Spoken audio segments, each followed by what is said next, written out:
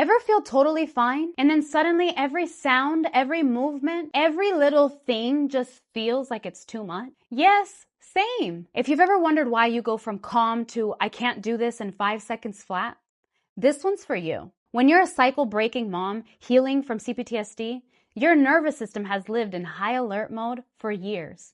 Our brains were wired in chaos, so now noise, clutter, and constant demands don't just annoy us, they activate us. Your body literally thinks the loud house means danger. That racing heart or that pain in your stomach, that's not you being dramatic. It's your body trying to protect you. And then we blame ourselves, right? I should handle this better. I should be calmer. But girl, you're not failing. Your nervous system is still learning the difference between unsafe chaos and everyday life. Here's the thing. For a CPTSD brain, slowing down to just breathe can actually feel unsafe because stillness used to mean something bad was coming. So instead of forcing calm, we use sensation, something your body can feel that anchors you back to the present. Here's my 30-second reset that actually helps when you're overstimulated. Walk to the sink and run cold water over your hands for about 10 seconds. That sudden temperature change grounds you to the present through a real physical sensation. It's not just a distraction. It's science. Running cold water over your hands when you're overstimulated